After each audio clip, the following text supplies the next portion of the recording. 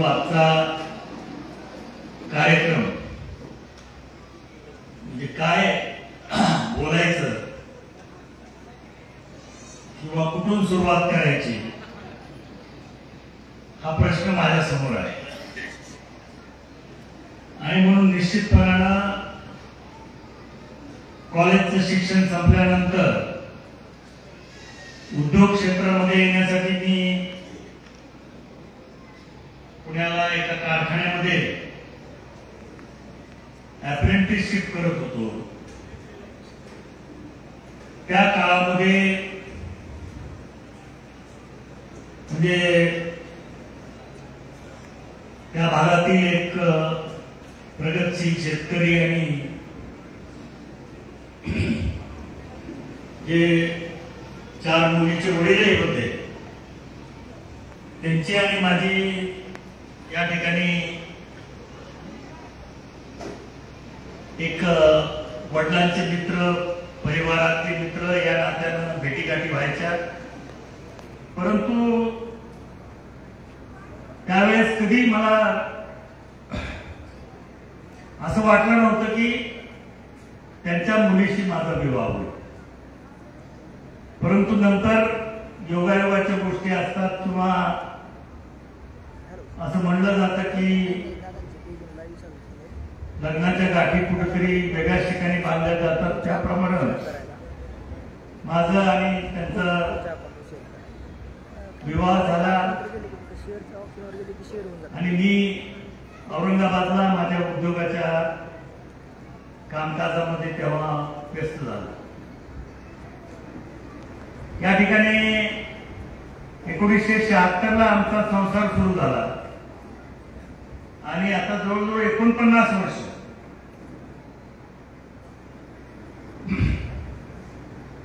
हा संसार या ठिकाणी एकमेकाच्या साथीनं परिवारासोबत या ठिकाणी सुरू झालेला आहे. मला त्यावेळी असं कधी वाटलं नव्हतं की मी राजकारणात यावं असं कधी वाटलंही नव्हतं. आणि त्यामुळंच की काय वयाच्या 21व्या-22व्या वर्षी मला राजकारणात एक संधी माझ्या वडिलांनी सांगितली होती की तू जिल्हा परिषदेच्या निवडणुकीला उभा राहा. त्या काळी ते महाराष्ट्र राज्याचे मंत्री होते, परंतु मी ते नाकारलं. आणि आता या गोष्टीचा मला पश्चाताप होतोय की फार मी मोठी संधी त्यावेळेस नाकारली. कदाचित वयाच्या 20-21व्या वर्षी जर मी राजकारणात आलो असतो, त्यानंतर आपल्या सगळ्यांनाच माहित आहे की माझ्याऐवजी डॉक्टर राममोहन साहेबांना उभं केलं गेलं. ते जिल्हा परिषदेचे अध्यक्ष झाले. पुढचा राजकीय इतिहास मी काही सांगणार नाही. परंतु ती मिळालेली संधी जाणीवपूर्वक की आपलं काही हे राजकारण हे क्षेत्र नाही या भावनेने नाकारलेली संधी पुढं योगायोगानं 1986-87 साली आदरणीय साहेबांनी कारखान्याच्या उभारणीसाठी तो दिल्लीला जाणं येणं होतं, मुंबईला जाणं येतं होतं. आणि म्हणून कुठेतरी त्यांनी एक अपेक्षा व्यक्त केली की तू या कारखान्याच्या लायसन्स मिळवण्याच्या कामामध्ये लक्ष दे. आणि 1987 ते 89 2 वर्ष सातत्यानं पुण्यापासून ते दिल्लीपर्यंत त्याचा पाठपुरावा मी करू लागलो. आणि ऑक्टोबर 89 मध्ये लेटर ऑफ इंटेंट आपल्या कारखान्याचं त्यावेळेस प्राप्त झालं. आणि त्यानंतर कारखाना उभारणीच्या माध्यमातून या ठिकाणी माझा राजकारणात प्रवेश झाला.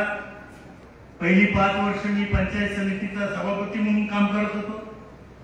नंतर आपल्या सर्वांना माहिती आहे की 5व्यांदा आपल्या सर्वांच्या आशीर्वादाने माजलगाव विधानसभेचा आमदार या नात्यानं या 2024च्या निवडणुकीमध्ये आपण संधी दिली आणि मी त्याप्रमाणे काम करतो.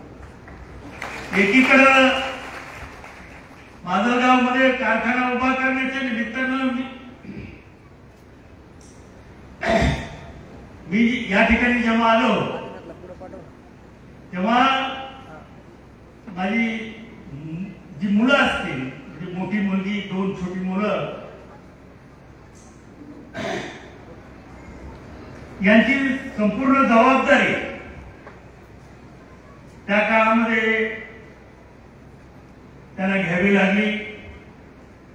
मुलाबाळांचं शिक्षण असो, त्यांना चांगले संस्कार करण्याचं काम असो, हे त्यांनी अतिशय यशस्वीपणे त्या ठिकाणी केलं.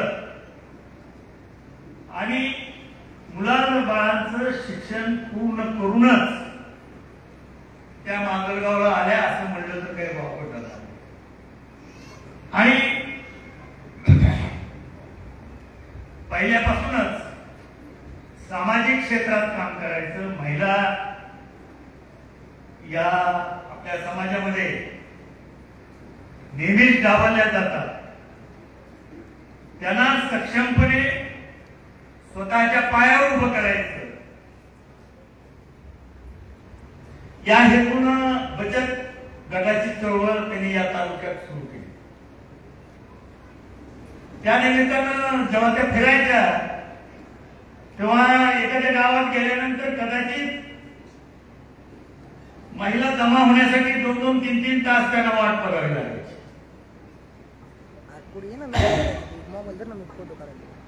तरी सुद्धा न म्हणजे त्याच्यामध्ये कंटाळता न थाकता त्यांनी हजारो महिलांचे गट या मतदारसंघामध्ये उभे. त्याच काळामध्ये मला वाटतं 90-91च्या सुमारास इंग्रजी माध्यमाची शाळा, एकही शाळा माजलगाव मतदारसंघामध्ये तेव्हा नव्हती. तेव्हा त्यांनी माझ्याकडे इच्छा व्यक्त केली की आपण एक इंग्रजी माध्यमाची शाळा या ठिकाणी उभा करू आणि ज्याच्या माध्यमातून माजलगावकरांना पहिल्यांदाच इंग्रजी माध्यमातून त्यांच्या मुलाबाळांना शिक्षण देण्याची सुविधा या ठिकाणी त्यांनी उभा केली. त्या शाळेचं संपूर्ण श्रेय हे उभा करण्याचं, तिथल्या शिक्षकांना ट्रेनिंग चांगली मिळावी म्हणून पुण्याच्या कपूर फाउंडेशनच्या माध्यमातून त्यांना ट्रेनिंग देण्याचं काम असो, व्यवस्थित मुलांना इंग्रजी भाषेत शिकवलं गेलं पाहिजे हा त्यांचा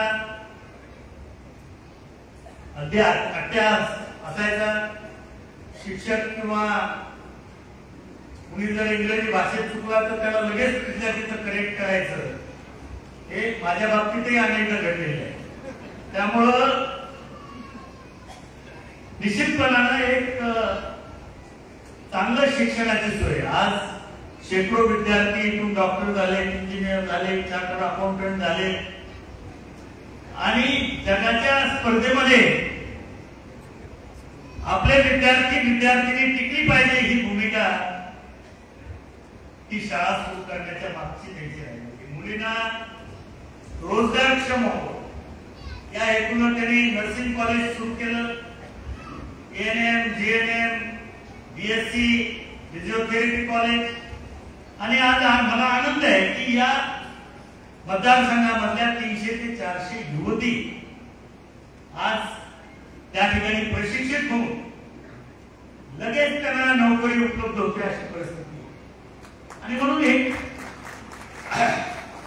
हे महिलांना सक्षमीकरणासाठी त्यांनी सुरू केलं. आज महिलांना बचत गट सुरू केल्यानंतर कर्ज मिळावं म्हणून जागृती महिला पतसंस्था केली. फक्त महिलांना बचत गटांना त्यावेळेस ते कर्ज पुरवठा होत होता. आणि म्हणून अशा पद्धतीनं पतसंस्थेची स्थापना आणि सगळ्यात महत्वाचं कार्य जर कुठलं असेल तर अनाथ मुलांना ज्यांना वडील नाही, आजी आजोबा किंवा आईवरती एखादा कर्ता माणूस जर कुटुंबातला गेला तर त्याच्या मुला मुलींच्या शिक्षणाची, त्याच्या सांभाळ करण्याची जबाबदारी ही महिलेवर पडते. आणि त्या माध्यमातून वडील नसलेल्या किंवा आई वडील नसलेल्या मुलांच्या शिक्षणाची, आरोग्याची आणि त्यांना आयुष्यामध्ये उभं करण्याची गेल्या अनेक वर्षापासून हजारो मुलांच्या बाबतीमध्ये या ठिकाणी त्यांनी त्यांच्या जीवनामध्ये परिवर्तन आणण्याचं काम केलेलं आहे. आणि म्हणून अधिक या काय बोलायला गेलं तर संध्याकाळ झाली तरी या ठिकाणी वेळ पुरणार नाही, परंतु वेळेचा विचार करून मी माझं निश्चितपणानं भाषण आटोपतं घेणार आहे. एक माझ्या राजकारणामध्ये आणि समाजकारणामध्ये एक खंबीर पाठीराखा म्हणून या ठिकाणी उभं राहण्याचं काम, म्हणजे अगदी कुठलीही माझी निवडणूक असो, एक महिनाभर सकाळी 6 ते संध्याकाळी 9-10 वाजेपर्यंत प्रचाराचं काम, प्रसाराचं काम, जो एखादा कार्यकर्ता आज करतो त्याच पद्धतीनं किंवा त्या कुठल्याही कार्यकर्त्यापेक्षा ताकदभर जास्त काम त्यांनी आजपर्यंत मला खंबीर अशी साथ मला दिलेली आहे. आणि म्हणून निश्चितपणानं माझ्या राजकीय वाटचालीमध्ये किंवा मी आज जो काही या ठिकाणी आहे त्याच्यामध्ये त्यांचा सहभाग हा अतिशय मोठा आहे. मला मुलाची आणि अतिशय बहुमूल्य अशी साथ त्यांच्या माध्यमातून प्रत्येक ठिकाणी मिळत गेलेली आहे. आणि म्हणून या कार्यक्रमाच्या निमित्तानं जी अनेक वक्त्यांनी या ठिकाणी ईश्वरचरणी प्रार्थना केली की जसं आज 17वा वाढदिवस या ठिकाणी आपण साजरा करतोय, तसं आपली 100वा वाढदिवस सुद्धा या ठिकाणी साजरा व्हावा, त्याच्यामध्ये माझाही स्वार्थ आहे. तुम्ही 100 वर्षाचे झाल्यावर मी 101 वर्षाचा व्हावा. त्यामुळं ईश्वरचरणी प्रार्थना करेल की तुम्हाला दीर्घ आयुष्य लाभावं, चांगलं आरोग्य लाभावं आणि या मतदारसंघातील खऱ्या अर्थानं ज्याला गरज आहे, ज्याला आर्थिक त्यांच्याकडे ताकद नाही, अशा गोरगरिबांच्यासाठी तुमच्या उर्वरित आयुष्यातूनही जसं आजपर्यंत काम झालेलं आहे तसंच काम शेवटपर्यंत आपण करावं, एवढी ईश्वरचरणी प्रार्थना करतो. मला खरं म्हणलं तर गंभीर अशी साथ दिल्याबद्दल निश्चितपणानं मी काय औपचारिकरित्या आभार मानणार नाही, परंतु भविष्य काळातही आपली खंबीर अशी साथ आणि पाठबळ मला मिळावं एवढी परमेश्वराची प्रार्थना करतो आणि थांबतो. जय हिंद, जय महाराष्ट्र. वहिनीच्या चेहऱ्यावर आश्चर्य होतं, उत्सुकता होती, पण दादा तुम्ही बोलत असताना वहिनीच्या चेहऱ्यावर स्मित हास्य आणि तुमचा भाव आहे, हे सिद्ध करतो. आपण छान बोललेला आहात, धन्यवाद दादा. यानंतर आपण पुढील छोट्याशा कार्यक्रमामुळे बोलणार आहोत, तो म्हणजे अभिषेकाच्या निमित्ताने वर्तमान माध्यम समाजाच्या वतीनं अभिषेक सोहळ्यानिमित्त विशेष प्रकाशन सोहळा होणार आहे. 1-2 मिनिटांमध्ये मी त्या सल्लागार श्री बाबा देशपांडे सर आणि मुख्य संपादक भगीरथजी तोडकरी सर यांना अशी विनंती करतो की त्या अंकाचं प्रकाशन या ठिकाणी आपण करायचं आहे. सर्व मान्यवरांना सगळ्यांनी विनंती आहे, आजच्या समारंभाच्या प्रमुख पाहुण्या आदरणीय राजेशताई यांच्या हस्ते बहिणीच्या अभिषेकानिमित्त जो विश्रांत काढलेला आहे त्याचा प्रकाशन सोहळा होतो या ठिकाणी. आपल्या सर्वांच्या उपस्थितीमध्ये आणि जोरदार टाळ्यांनी या अंकाचं आपण स्वागत करायचं आहे. यानंतर सिंदफणा पब्लिक स्कूलचे उपक्रमशील शिक्षक प्रदीप तिवारी सर यांनी बहिणींच्या वाढदिवसानिमित्त नवीन संगीत वाद्य तयार केले आहे. त्याची अनुपम भेट वहिनींना ते देणार आहेत। वहिनींना विनंती आहे की त्यांनी त्या भेटीचा स्वीकार करावा। या नवीन वाद्याचं नावच मंगल विठ्ठल वाद्य असं ठेवण्यात आलेलं आहे। या ठिकाणी विशेष अंगाचा प्रकाशन मान्यवरांच्या आणि सल्लागार आणि मुख्य संपादक यांच्या शुभास्ते या ठिकाणी झालेला आहे। यानंतर प्रवीण सरांना विनंती आहे की आपण जे नवीन वाद्याची निर्मिती केली आहे हे वाद्य कुठेही नाहीये, हे प्रवीण सरांनी आदरणीय वडिलांना भेट देण्यासाठी तयार केलेलं आहे। वडिलांना विनंती आहे की आपण ते स्वीकारावं। वाद्याला नाव दिलं आहे मंगल विठ्ठल वाद्य। म्हणजे योग असा होता की ज्या दिवशी आषाढी एकादशी होती त्या दिवशी वडील साहेबांचा वाढदिवस होता। धन्यवाद।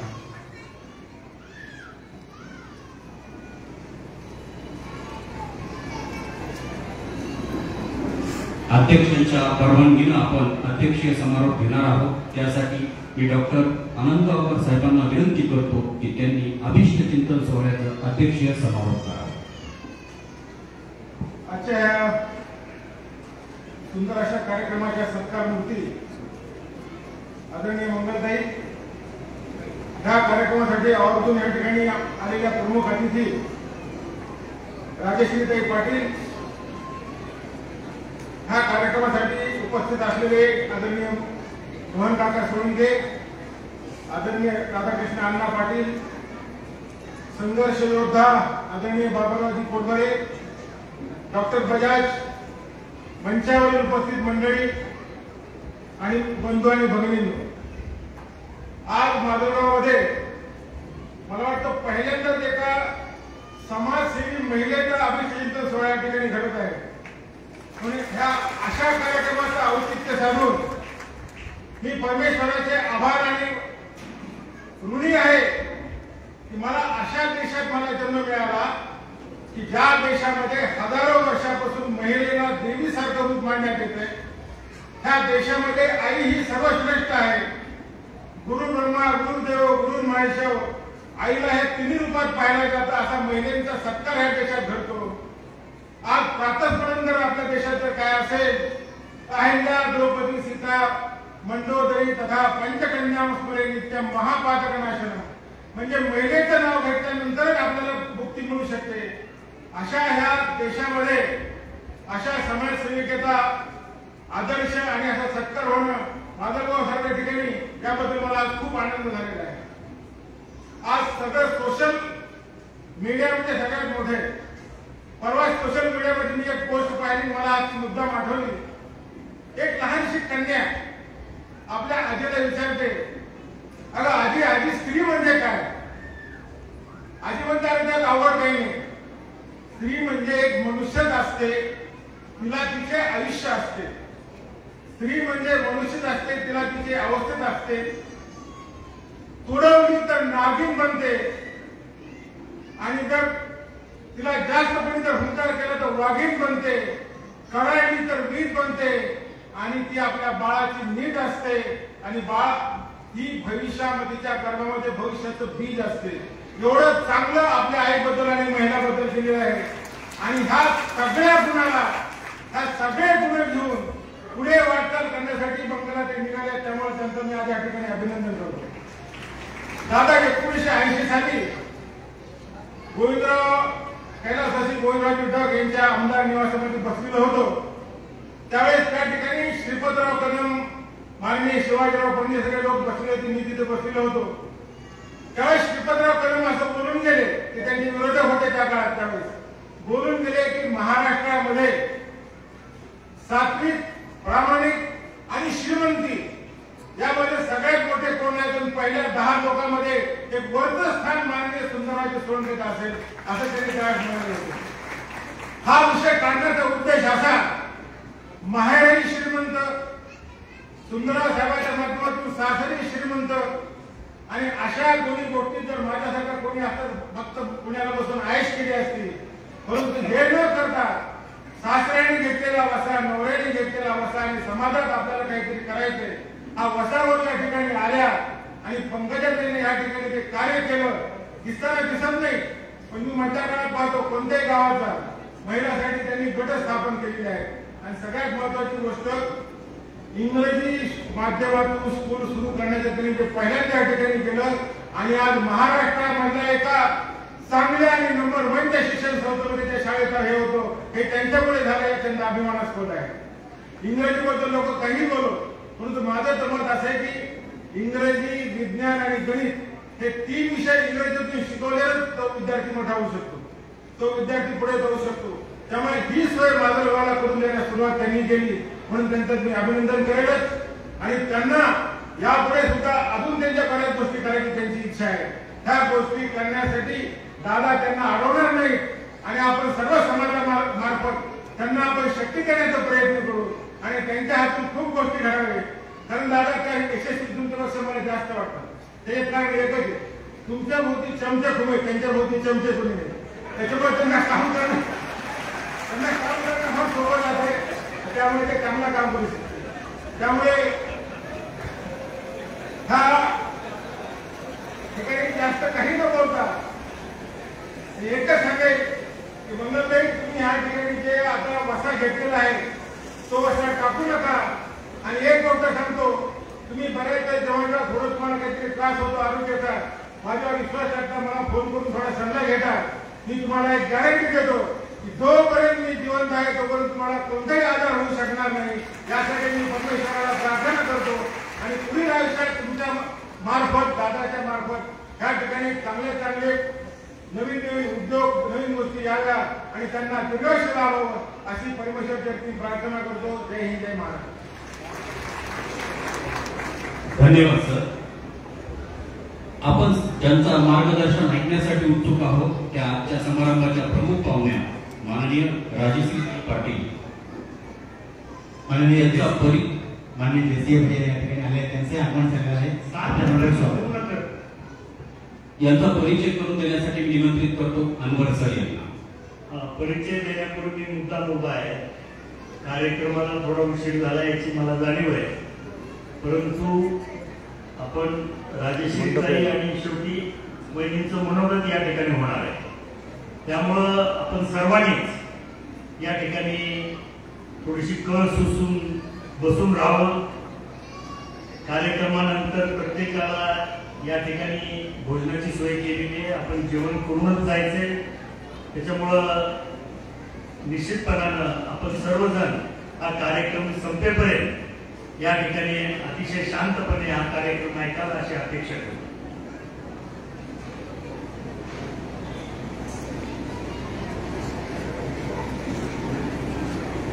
नमस्कार. आजच्या कार्यक्रमाच्या प्रमुख अतिथी सौ राजश्रीताई हेमंत पाटील या म्हणजे जणू एका झऱ्यासारख्या आहेत.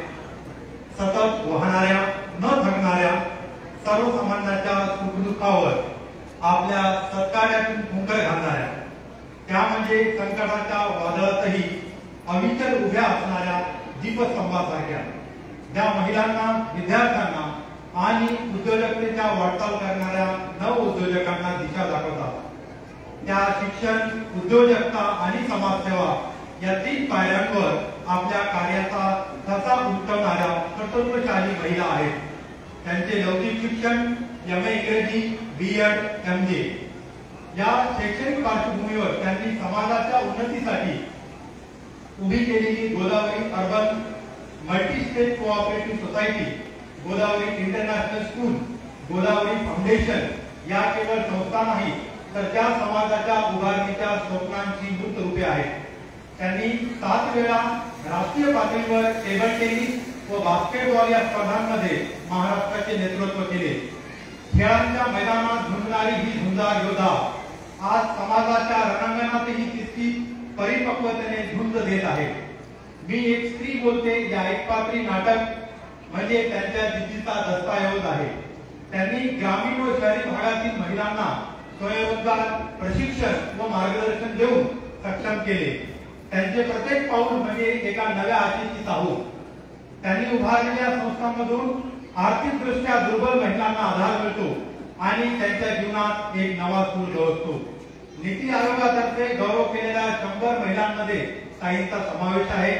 त्यांच्या कार्याचा सुगंध इतका दरवळतो की गोदावरी मल्टीस्टेटच्या माध्यमातून महाराष्ट्रात नव्हे तर देशातल्या अनेक राज्यांमध्ये तो शरद सारस्वत पुरस्कार असो, सहकार सन्मान, ISO प्रमाणित संस्थेचं नेतृत्व अशा वेगवेगळ्या पुरस्काराच्या रूपानं आपण अनुभवतो. त्यामध्ये एक अशा शिल्पकार आहेत ज्या समाजाच्या चेहऱ्यावर नवा आत्मविश्वास निर्माण करत आहेत. राजश्री ताईंचं जीवन म्हणजे एक प्रकट धगधगती ज्योत आहे. जिथं इंधन आहे सामाजिक बांधिलकी, शिक्षणाची आस आणि महिलांच्या उन्नतीसाठी असलेली तळमळ त्या नव्या पिढीच्या स्त्रियांसाठी एक आदर्श ठरले आहेत आणि त्यांच्या नावातच आहे राज म्हणजे सत्तेचा तेज आणि श्री म्हणजे संपत्तीचा शुभाशीर्वाद. गोदावरीच्या काठावर उभा असलेला हा कुटुंबाचा किल्ला म्हणजे तो राजश्रीताई पाटील होय. नांदेडच्या भूमीत फुललेली आणि महाराष्ट्रभर झळवळणारी प्रेरणास्त्रोत म्हणजे राजश्रीताई पाटील. धन्यवाद. धन्यवाद सर. देशीय भैया सोळंके यांचं देखील आगमन येथे झालेलं आहे. आदरणीय भैयांचं शब्द सुमनांनी मी हार्दिक स्वागत करतो. आपण ज्या ओजस्वी वाणी ऐकण्यासाठी वाट बघत आहात त्या आजच्या कार्यक्रमाच्या प्रमुख आदरणीय राजेश्री पाटील यांना सस्ने निमंत्रित करतो. आपण माझ्या वतीने जोरदार टाळ्यांचं स्वागत करूया. आपण सर्वांशी समाजिक व्हावं.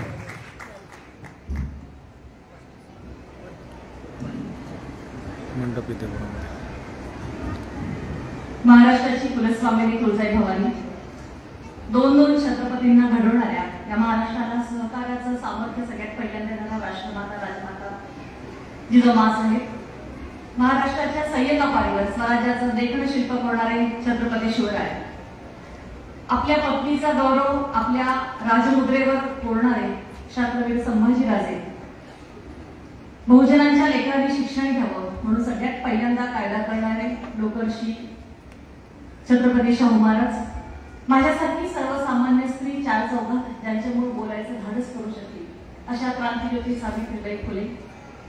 एखाद्या पुरुषाने आपल्या पत्नीचा सन्मान कसा करायचा असतो, तिला पुढे कसं आणायचं असतं, चार चौघात सन्मानानं जगायचं धाडस कसं द्यायचं असतं, हे सगळ्या जगाला दाखवून देणारे महात्मा ज्योतिबा फुले, अहिल्यादेवी होळकर, दीनदलित अस्पृश्य महिलांना मतदानाचा अधिकार देऊन माणूस म्हणून जगण्याची संधी देणारे घटनाकार डॉक्टर बाबासाहेब आंबेडकर आणि तळागाळातील शेवटच्या माणसापर्यंत विकासाचा सूर्य जावा म्हणून ज्या ज्या महानायकांनी प्रयत्न केले त्या सर्वांच्या विचारांना आणि कृतीला सगळ्यात पहिल्यांदा विनम्र अभिवादन करते. या मंचावर उपस्थित असलेले सर्व सन्माननीय मान्यवर, सभागृहात उपस्थित असलेले आपण सगळेजण, माझ्यासहित तुमचं माझं प्रत्येकाला जन्म देणारं मातृस्थान आणि तुमचं माझं अस्तित्व तोलून धरणारी ही भारत माता, या दोघींच्याही चरणी नतमस्तक होत, ज्यांच्या स्मृतींच्या प्रांगणामध्ये आपण या ठिकाणी एकत्रित झालेलो आहोत, असे वंदनीय लोकनेते आदरणीय सुंदररावजी सोळंके साहेब यांच्या स्मृतींना अभिवादन करते. आणि ज्यांच्या मंगल कामनेकरता अभिष्ट चिंतनाकरता आपण सगळेजण या ठिकाणी एकत्र जमलो, हा आनंदाचा अत्यंत सुंदर असा सोहळा या ठिकाणी सुरू आहे. अशा आजच्या सत्कार मूर्ती माझ्या आदर्श असलेल्या मातृतुल्य माननीय सौ मंगलाताई प्रकाशदादा सोळंके वहिनी साहेब, या सभागृहाचे आजचे अध्यक्ष असलेले, ज्यांनी खूप चांगल्या पद्धतीने आता या ठिकाणी थोडासा नेहमीच्या प्रोटोकॉलला बदल देत अध्यक्ष समारोप केला असे डॉक्टर प्रकाशराव आनंदगावकर साहेब, आणि ज्यांचं खऱ्या अर्थानं मला आज कौतुक वाटतंय असे तुमच्या सगळ्यांचे लाडके दादा सन्माननीय प्रकाशदादा सोळंके. याचं कारण त्याला कौतुक वाटण्याचं असं आहे की मी मघाचपासून बघते आहे वहिनी साहेबांचा प्रचंड कौतुक चाललंय आणि दादा चेहरा मोठा करून कौतुक ऐकतात आहे. बायकोचं कौतुक ऐकणारा माणूस फार कमी बघायला मिळतो. मी म्हणलं ठीक आहे, ऐकतोय बाबा, आता ऐकावं लागतंय. राजकीय माणूस आहे, संस्था चालवणारी बायको आहे, पाठबळ देणारी बायको आहे, किमान लोकांमुळे करण्यासाठी तरी ऐकत बसलेला असावे हा माझा भ्रम होता. परंतु दादा या ठिकाणी बोलायला उभे राहिले आणि भाषण करत असताना त्यांनी सुरुवात केली की काय बोलावं हा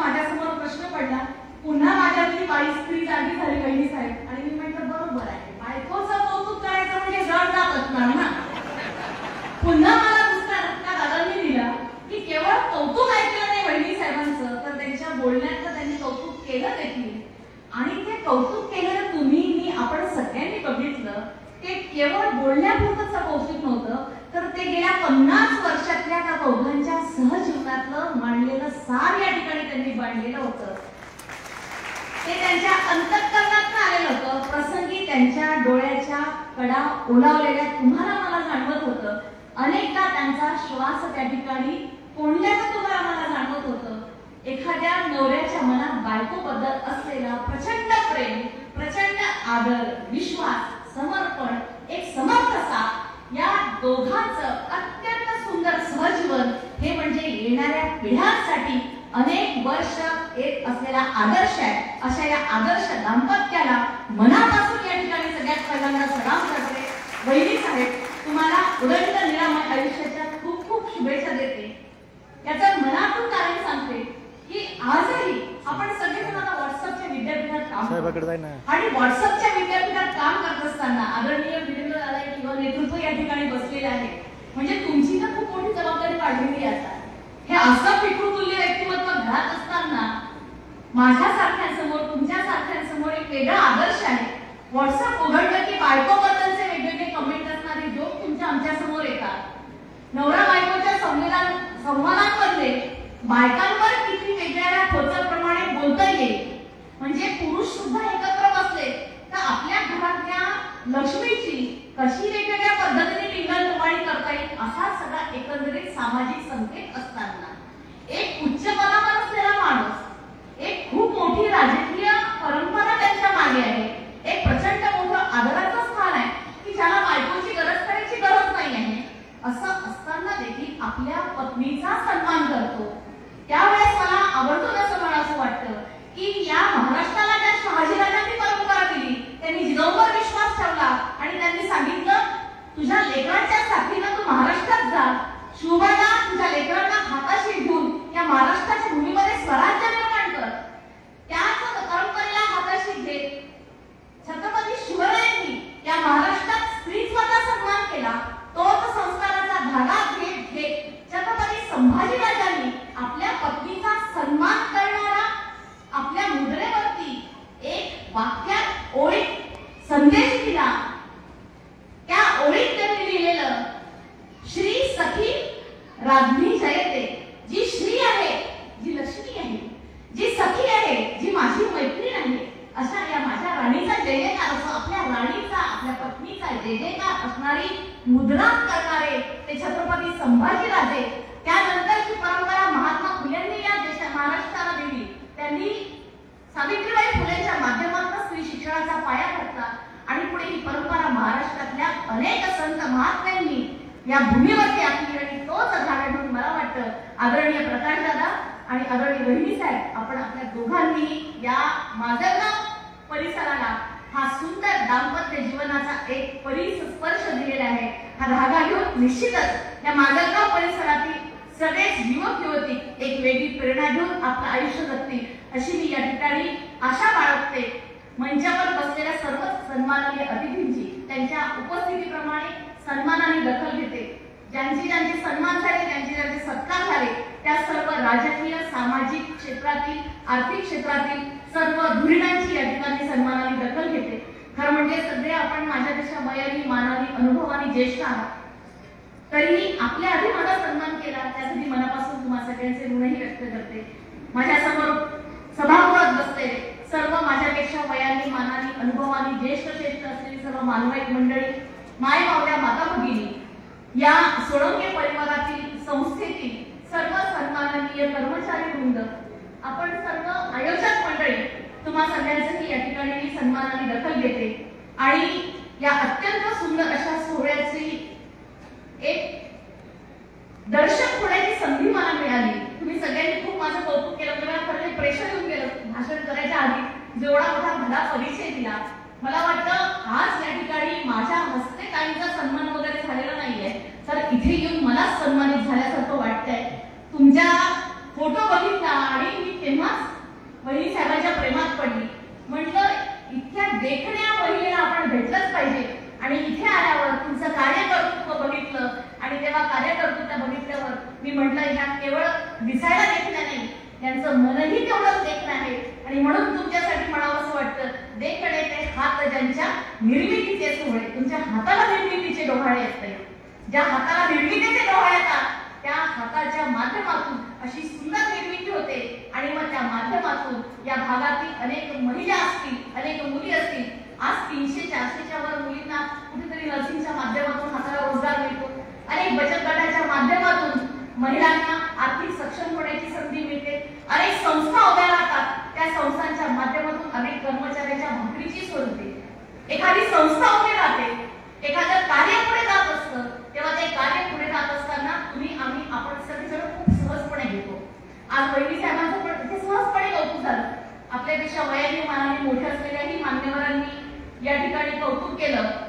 कौतुक करत असताना प्रत्येकाने सांगितलं की तुम्ही सगळीकडे सावली आहात प्रकाश दादांची. मी वहिनीला हळूच विचारलं, म्हणजे दादांचा स्वभाव कसा आहे?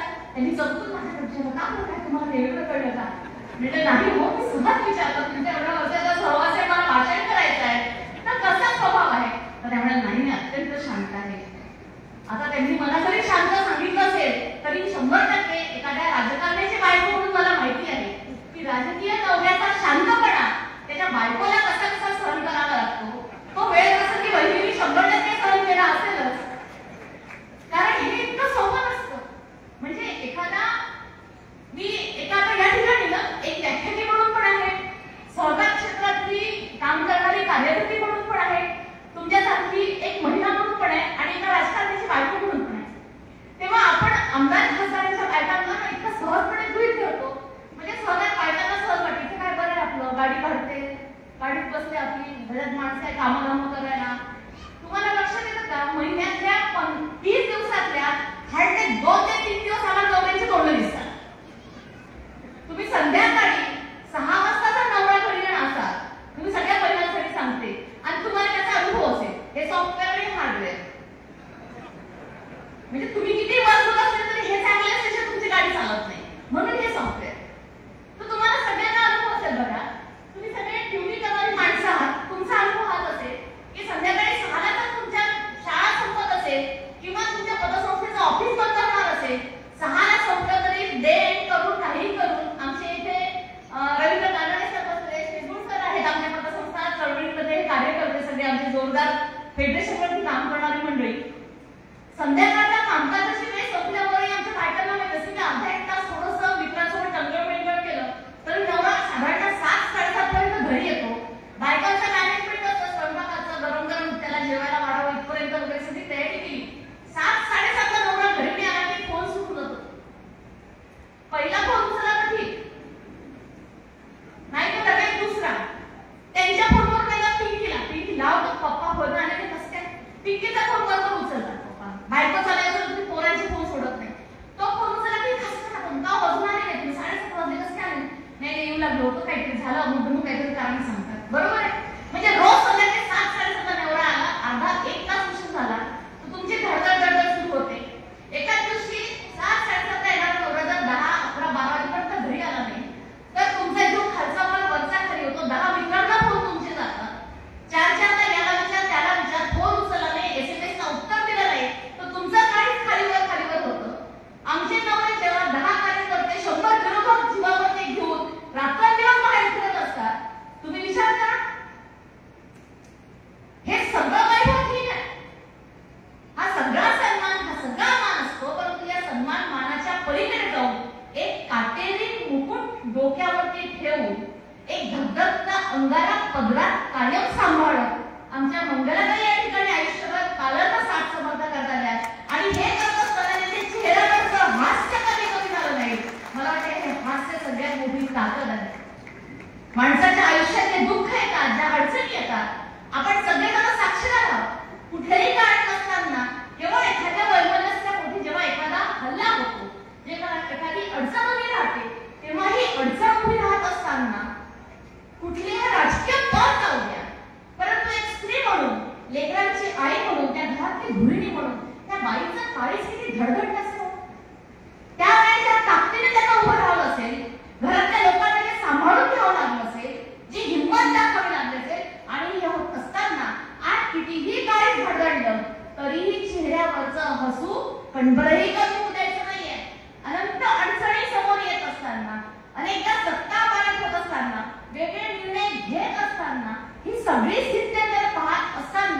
जेव्हा एकांतात ही दोघं जण बोलत असतील त्यावेळी नवरा बायकोच्या पलीकडे जाऊन एक सहचर सहचारिणी म्हणून बोलत असताना जो धीर द्यायचा असतो, जो सन्मान करायचा असतो, जी समर्थ साथ द्यायची असते, ही ताकद म्हणजे ही माय माऊली आहे. आणि म्हणून मला वाटतं काही तुमच्या चेहऱ्यावरचं हास्य, तुमच्या चेहऱ्यावरचं तेज हे कायम अखंड असंच राहो. त्या तेजामागची जी प्रेरणा आहे, जी ताकद आहे, ही ताकद मात तुळजाभवानी तुम्हाला आयुष्यभर देत राहो, यासाठीच मी परमेश्वर चरणी प्रार्थना करते. हे तेज सांभाळणं मला वाटतं खूप कठीण कार्य असतं. स्त्री सक्षमीकरणावर तुम्हाला बोलायला बोलवलं काय करायचंय? स्त्री सक्षमीकरणाचं धडधडीत उदाहरण तुमच्याकडे आहे. आणि स्त्री सक्षमीकरण हे एकट्या स्त्रीकडून कधीच होत नसतं. स्त्री सक्षमीकरण करण्यासाठी पुरुषाची भक्कम साथ असावी लागते. त्याचं उदाहरण म्हणजे आदरणीय प्रकाशराव. आपली पत्नी काम करत असताना तिला कशा पद्धतीने साथ दिली पाहिजे, म्हणजे सावित्रीबाई फुलेंना घडत असताना ज्योतिबांनी पहिल्यांदा ती रिस्क घेतली ना, की मला जर स्त्रियांना शिक्षित व्हावं असं वाटत असेल तर आधी मला माझ्या बायकोला शिकवावं लागेल. नाही तर आम्ही सगळ्यात पहिल्यांदा जेव्हा माझं लग्न झालं, मी विदर्भातून आले दादा, आणि जेव्हा माझं लग्न झालं तेव्हा सगळ्यात पहिल्यांदा आम्ही शिवजयंतीची रॅली काढायचं ठरवलं नांदेडमध्ये. म्हणजे 26 वर्षापूर्वी शिवजयंतीची रॅली काढायची आणि मग त्याच्यासाठी आम्ही मीटिंग घ्यायची ठरवली. मग आमच्या सगळ्या जमलेल्या लोकांनी सांगितलं की ताई आपण मीटिंग घेऊ, तुम्ही थोडासा पुढाकार घ्या. म्हटलं ठीक आहे, आपण मीटिंगला जाऊया. एक साधारण प्रतिनिधित्व करणार 20-25 महिला आपण एकत्र येऊ आणि मीटिंग घेऊ. मग त्या मीटिंगला आपण सगळेजण मिळून ठरवूया की कसं पुढे जायचं आणि काय काम करायचं. मीटिंगच्या दिवशी मी, माझ्या सासूबाई, आमच्या शेजारच्या 2-3 महिला, आम्ही असं 4 जणी मीटिंगसाठी गेलो. मीटिंगला गेले तर तिथे 10-15 पुरुष बांधव जमलेले होते. म्हटलं महिलांची मीटिंग आहे आणि कुणीच तसं नाही आलं. आम्ही 4 जणी आलेलो. ताई खूप सांगितलं हो, कोणी बायकाच यायला तयार नाही. म्हटलं बायका काय कुठून आणायच्या बायका? मी आली, मी येताना माझ्या सासूबाईंना आणलं, माझ्या शेजारच्या 2 जणी मी घेऊन आली, आम्ही 4 जण आलो. तुम्ही 15 जण या ठिकाणी बसले.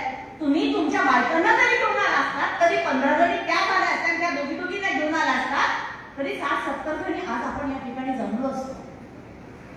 सामाजिक क्रांती, सामाजिक चळवळ, सक्षमता, साक्षरता, सामाजिक परिवर्तन हे बाहेरून करायचंच नसतं. ते जेव्हा सगळ्यात पहिल्यांदा आपण स्वतःपासून करतो तेव्हा ते समाजात रुजत असतं. ते समाजाला सांगण्याचं धारिष्ट आपल्यामध्ये येत असतं.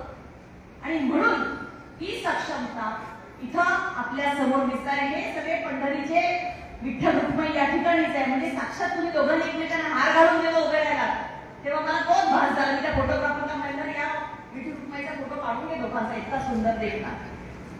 त्याच्यामुळे ही सक्षमता, ही साक्षरता म्हणजे स्वतःपासून ही सुरुवात आहे. महिला सक्षमीकरण करायचं म्हणजे आपल्या घरातली ठेवायची घरात दाखवून आणि दुसऱ्यांना बघायचं आपण तुम्ही येता का ताई, तुम्ही या, तुम्ही या, अशाने होत नसते. तुम्ही आणि मी मिळून जेव्हा आपण बाहेर काम करू तेव्हा समाज तुमच्या मागे येत असतो. छत्रपती शिवाजी महाराज घडावे असं वाटत असेल तर जिजाऊ साहेबांना सगळ्यात पहिल्यांदा आपल्या मुलाला गरिबांच्या साक्षीनं समोर उभं करावं लागलं. पहिल्यांदा आपल्या मुलाला गणिती कामा शिकवला, आपल्या मुलाला शस्त्र उचलायला शिकवलं, आपल्या मुलाला स्वराज्याचे स्वप्न पेरले. शिवाजी महाराज घडले पाहिजे पण कुठं? शेजारच्या घरात. आपल्या घरातला बाबू बाल्या पाल्याची नाही, बाली 4x4ची खोली. बस आपली स्वप्न संपली. काय म्हणजे आपल्याला वाटतं की मुलं घडली पाहिजे पण मुला घडायसाठी आधी आमचा काळ जिजाऊचं झालं पाहिजे ना. सक्षमता, साक्षरता म्हणजे छत्रपती शिवाजी महाराज एकदम छत्रपती घडलेले नाहीये. ते घडत असताना जिजाऊंना आपल्या काळी दगडाचं करावं लागलं. छोटे छोटे प्रसंग जरी त्यांच्या आयुष्यात ते घेतले तरी तुमच्या माझ्या लक्षात येईल की कशा पद्धतीने त्या माऊलींनी जिजाऊ साहेबांनी छत्रपतींना घडवलं असेल. घडवलं असलेली आपली पत्नी कर्नाटकातून शिवनेरीवर पाठवायची. शहाजीराजांनी काय निर्णय घेतला असेल का? ते स्वतः खूप मोठे सरदार होते, प्रचंड मोठं त्यांच्या हाताखाली सैन्य होतं, दासी सगळे होते. आपल्या बायकोचं बाळपण सुखरूप करू शकले असते परंतु डोक्यात होतं माझ्या महाराष्ट्रात माझ्या रयतेचं राज्य निर्माण करायचं असेल तर ते कर्नाटकात बसून होणार नाही. त्याच्यासाठी मला महाराष्ट्रातच जावं लागणार आहे. मी तर इकडे अडकून पडलोय आणि म्हणून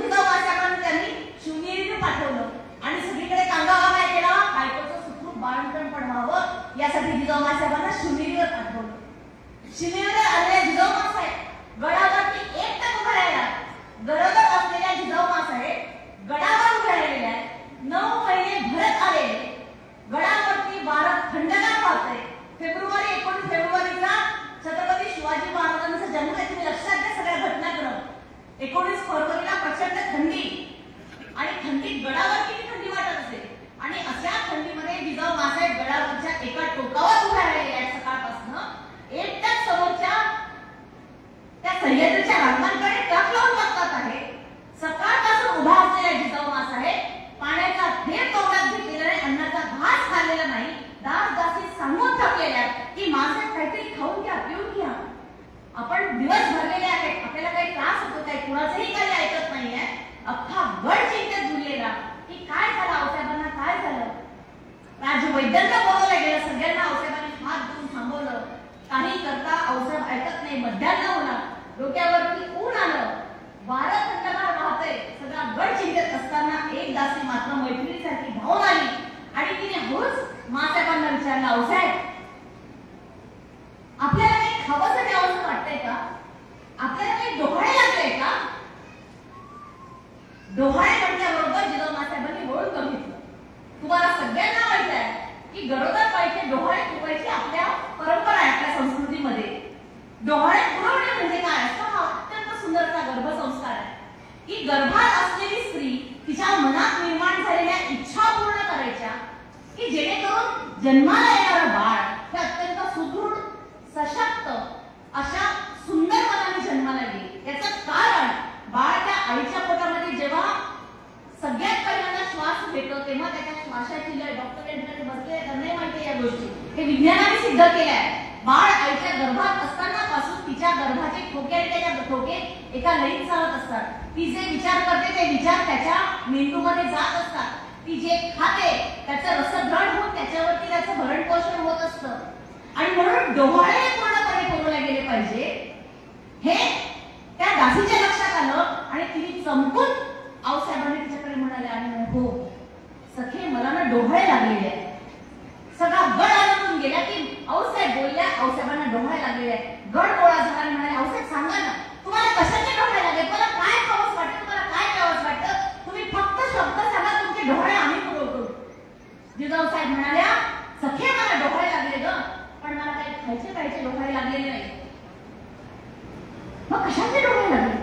मला डोहाळे लागले पण खायचे नाही. मला ना घोड्यावरती बसून रपेट मारायची वाटते. मला ना हा समोर बसलेला हा सह्याद्री आहे ना, हा सह्याद्री त्या घोड्यावरती बसून सगळीकडून फिरावंसं वाटतो. हा जो सगळा रानवार आहे हा रानवार पिऊन टाकावंसं वाटतो. हे समोर सगळे जे गडपट दिसतात नाही, हे गडपट गरिबांनी जिंकले आहे, हे पुन्हा युद्ध करून जिंकून घ्यावेसे वाटतात. एका हातात संशय घेऊन गरगर फिरवत या सगळ्या गरिबांच्या मुलक्या छाटत युद्ध करून स्वराज्य निर्माण करणारा पुत्र जन्माला घालायचे मला डोहाळे लागले. एक 9 महिन्याची गर्भार बाई म्हणते की मला घोड्यावर बसून रपेट मारावीशी वाटते. हातात तलवार घेऊन गरगर फिरवत या सगळ्या गरिबांच्या मुंडक्या छाटून टाकणारा सूर्य प्रतापी पुत्र जन्माला घालायचं मला डोहाळं. हे डोहाळं लागतं नाही मौल्यांनो तेव्हा छत्रपती शिवाजी महाराज जन्माला येत असतात. आम्हालाही डोहाळे लागतात. कशाचे? काय खाऊ वाटतं म्हणजे काय वाटतं आपल्याला?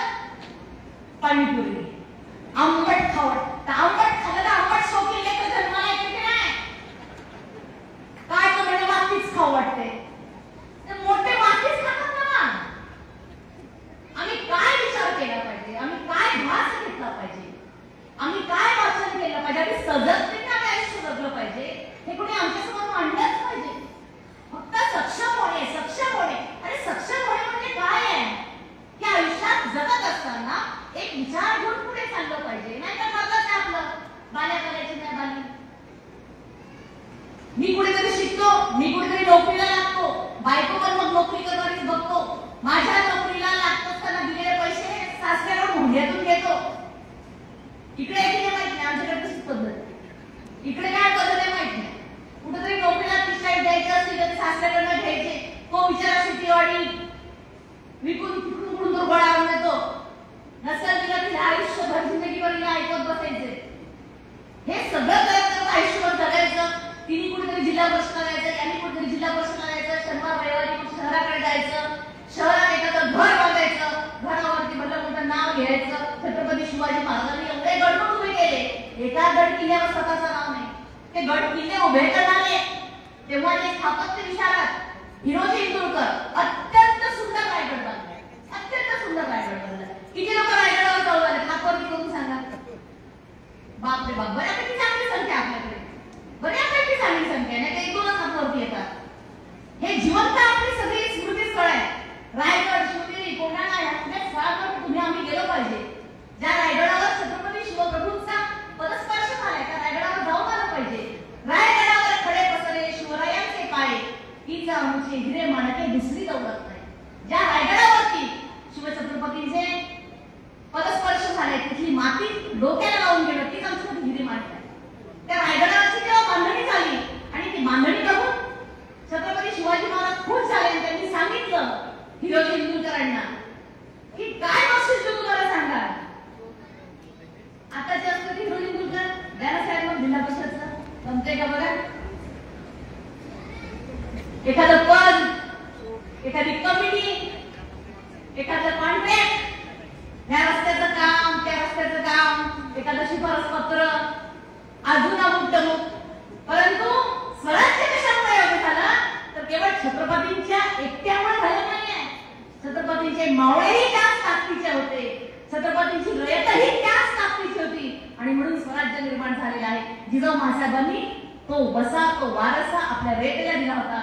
हिरोजी इंदुरकर म्हणाले, महाराज हे काही नको, ज्या पायरीवरती तुमचं पाऊल पडेल त्या पायरीवरती फक्त माझं नाव कोरलेलं असू द्या, म्हणजे आजन्म तुमचं पाऊल ज्या ठिकाणी पडेल त्या ठिकाणी माझं नाव कोरलेलं असेल. सेवेशी तत्पर हिरोजी इंदुरकर आजही आपण गेलो तर त्या ठिकाणी नाव कोरलेलं असेल.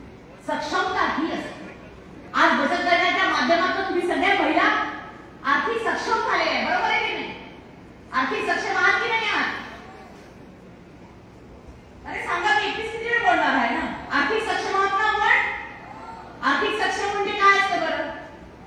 बचत गटाचे पैसे टाकायचे, महिन्याला जमा करायचे, जागृती पत्र संस्थेत आपलं खातं गटाचं, गट टाकला, मग गटाचं जेव्हा कर्ज मिळतं. आता तुमच्याकडचे खूप चांगले असतील, मला खात्री आहे मंगलताईंनी, वहिनी साहेबांनी खूप चांगले संस्था तुमच्यावर केले असतील, तुमच्याकडचे गट खूप चांगले असतील. पण आमच्याकडच्या गटाची परिस्थिती मला माहिती आहे. कारण साहेब तुम्हालाही माहिती आहे, हे तुमच्या आपल्याला सगळ्या आम्ही तर महाराष्ट्रातल्या बचत गटांच्या या सगळ्या चळवळीवर पीएचडी करतेय. या बचत गटांची कथा अशी झालेली आहे ना, जेव्हा मी सुरुवातीला गट काढायचे दादा, तेव्हा गट काढा म्हणलं तर बायका म्हणायचे गट काय भानगडे, गट काढायला नको. गट काढण्याची अत्यंत सुंदर संकल्पना शासनाने आणली की महिला सक्षम झाल्या पाहिजे, एकत्र आल्या पाहिजे. बायकांना म्हटलं गट काढा, नको बाई ते कसलं असते गट काढणं, माझ्या नोकरी ना. अगं पैसे टाकायचे, दर महिन्याला बचत होते. ह्यांना विचारले, ह्यांना विचारायला जाणार, यांना विचारलं की हे काय म्हणणार, पैसे टाकायचे तुझ्या काय बापाकडे आणणार तू पैसे, माझ्याकडे पैसे दुसरे नाही. ही दुसरी काय होता टाकायची इच्छा होती पण औंधा काही जमणार. नवऱ्याचं सांगते का बाई कधी नवऱ्याचं औंधा काही सांगणार, तुमच्याबद्दल कधी चांगलं वाईट बोलत नाही बाहेर नाही. म्हणजे अगं सांगायला म्हणत असायचं, म्हणजे सांग त्यांना घरच्यांना की हे गट काढले की काय मिळतं, काय मिळतं गट काढल्यावर, जोरात सांगा कर्ज. गट काढला की कर्ज मिळतं. मग ही दुसऱ्या दिवशी जाणार, अहो चांगली रस्त्याची भाजी बिजी त्या दिवशी एकदम माहोल परफेक्ट करणार की गट काढायचं, आज परमिशन मिळवायचीच आहे, त्याच्या आवडीची भाजी लेकर बिकर काम करून वातावरण. अहो ते जरा अरे पुन्हा गटाचं नाव काढलं, ते पैसे ऐकत घरी ताई म्हणल्या गट काढल्यानं कर्ज भेटते, असं कर्ज भेटते. मग या नको 2 गट काढ, म्हणजे गट काढायचा तो कर्ज मिळवायसाठी. दुर्दैवाने ही संकल्पना आमच्या समाजामध्ये रुजत गेली ताई. आणि आज वास्तव असं आहे की खेड्यापाड्यातल्या महिला 1 नाही 2 नाही 3 नाही 4 या गटाचं घ्यायचं, त्याचं खेळायचं, त्या गटाचं घ्यायचं, त्या खेळायचं. आज 4 5 अनेक परराज्यातल्या मायक्रो फायनान्सच्या कंपन्या आमच्या या महिलांकडून 21% 41% या सगळ्या महिला गटाच्या कर्जांमध्ये अडकून पडलेल्या. या सहकार क्षेत्रात काम करत असताना तुमची असेल, माझी असेल, आपल्या सगळ्यांची ही खूप मोठी जबाबदारी आहे. जे गट या महिलांना सक्षम करण्यासाठी म्हणून बनवले गेले होते, त्याच गटांच्या माध्यमातून आम्ही पुन्हा त्या कर्जाच्या खाईमध्ये जायला गेले आहे. यातून बाहेर येण्यासाठी केवळ सक्षम बनून चालणार नाही, तर आता आर्थिक साक्षर होण्याची गरज आहे. आणि म्हणून आर्थिक साक्षरता शिबिर आपल्या माध्यमातून जास्तीत जास्त कसे राबवता येतील, त्यांना आर्थिक साक्षर कसं करता येईल, यासाठी आपण सगळ्यांनी येणाऱ्या काळात काम करावं. आणि आर्थिक साक्षर केवळ महिला नाही तर पुरुषही होणं, आमचे शेतकरी होणं अत्यंत गरजेचे आहे. कारण आता सगळेजण डिजिटलायझेशन कडे वळत आहेत. प्रत्येक खातं हे डिजिटल होणार आहे. तुम्ही पैसे भरले, कोणत्या तारखेला भरले, तुमचं सिबिल काय आहे, कितीही तुम्हाला नेत्यांनी, मी नेत्यांच्या समोर सांगत आहे, कितीही तुमच्या राजकीय नेत्यांनी काहीही सांगितलं तरी कोणतीही बँक तुम्हाला आयुष्यभरासाठी पूर्ण माफी देऊ शकत नाही. कोणाच्या माफीवर किती काळ अवलंबून राहायचं? माफी देऊन किती देणार आहे? किती देणार?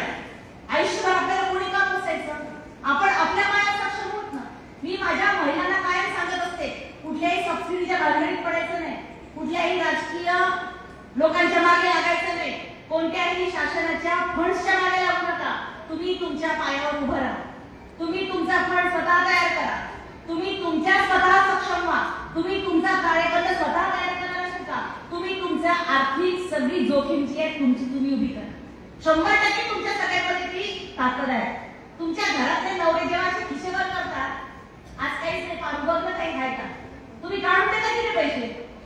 गाडीतल्या डब्यातून काढतात, साडीच्या घडी खाली ठेवलेले, गजानन महाराजच्या पोथीमध्ये ठेवलेले, काढते की रोज बारीकमध्ये बोलून लागले. तुम्ही इतक्या चांगल्या बँकर आहात, त्याला थोडी शिस्तीची जोड लावा. 100% तुम्ही आर्थिक साक्षरतेने येणाऱ्या काळात या सगळ्या गोष्टींना पुढे चांगलं तोड देऊ शकता, याची मला खात्री आहे. माझे शेतकरी बांधव असतील, या ठिकाणी असलेले युवक असतील, आणि खास करून आपल्या शाळांमधून शिकवणारे शिक्षक आहेत, नर्सिंग कॉलेज असेल, काही आपली पतसंस्था असेल, प्रत्येकाला माझी विनंती आहे की तुमच्या महाविद्यालयांमधलं वीरेंद्र दादा एक तुमच्या सिलेबस मधलं चॅप्टर करून शिकवलेलं तर चालतं, परंतु या सगळ्या विद्यार्थ्यांना पैसा हा आयुष्यात अत्यंत महत्वाचा आहे शिकवलं गेलं पाहिजे.